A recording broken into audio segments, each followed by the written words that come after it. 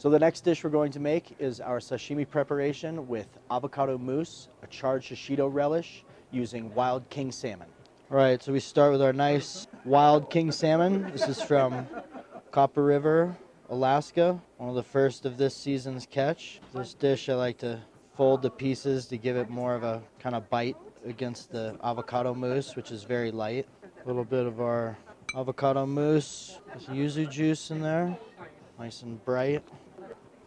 Charred shishito relish, with a little scallion, sesame seed, crispy shallots, a little chive blossom.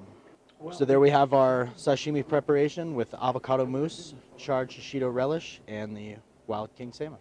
Our wild salmon with the avocado mousse. Thank you so much. Welcome, enjoy. That is so good. Thank you, Taylor. You're very welcome.